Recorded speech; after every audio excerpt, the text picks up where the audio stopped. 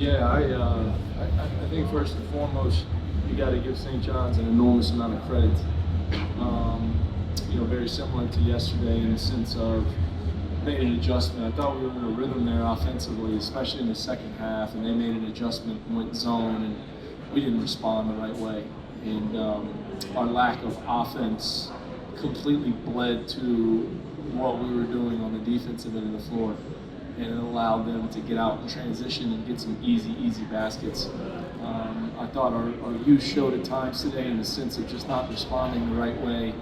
And in certain situations, we'd like to have a timeout, and we didn't have any to stop the run and stop the bleeding a little bit because we burned too many in the first half. So I thought the matchup zone, I told the team after the game, that's on me.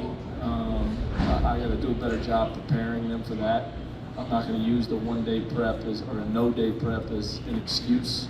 We had a couple things in that we can run against it and had a little bit of success and got some open looks that just didn't go down, but it took us out of rhythm offensively and we didn't respond the right way.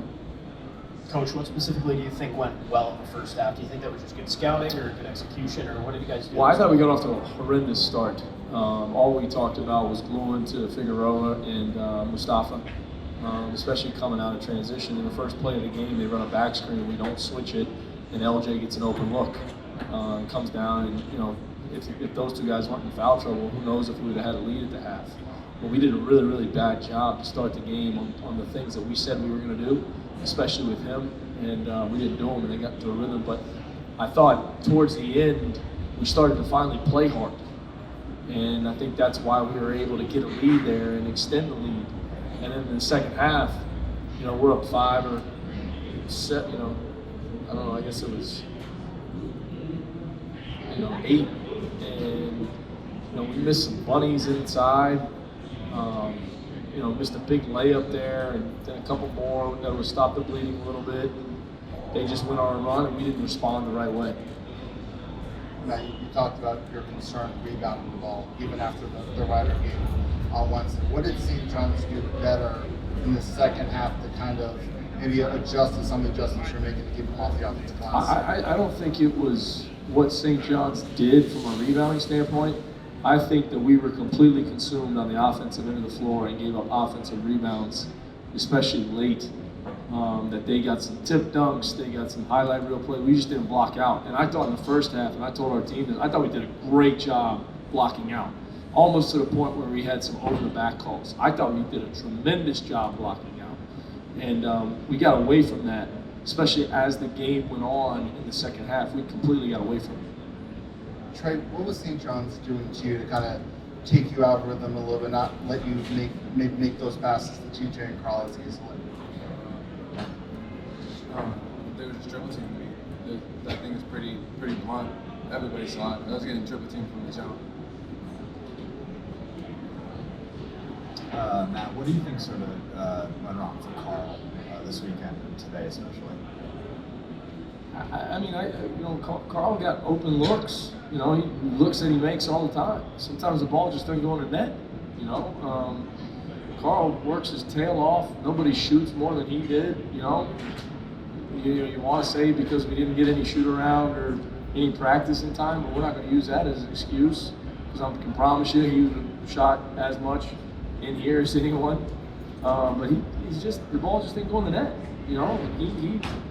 There was times throughout his career where there was like 2 or 3 games where it doesn't go in, and then he catches fire. Okay, and there's going to be a night where he catches fire and TJ catches fire, and everybody's hitting, and we're going to have an offensive explosion.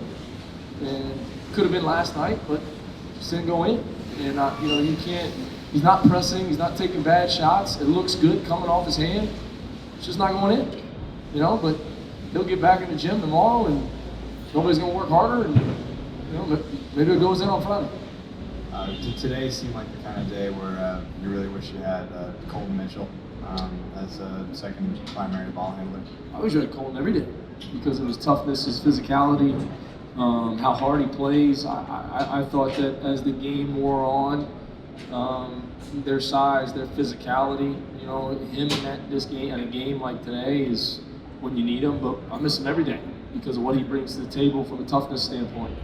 And, not just another ball handler. In the press, defensively, sticking your nose in there, I have to go back and look at the film, but there's times where, LJ's coming down the lane.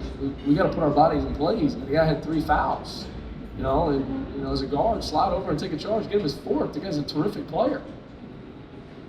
TJ, I know you've played with Tre quite a bit. What do you guys as an offense need to do when teams do start triple teaming him and just basically trying to eliminate him from the game? We should just try to find our spots, make it easier for him to get passes off.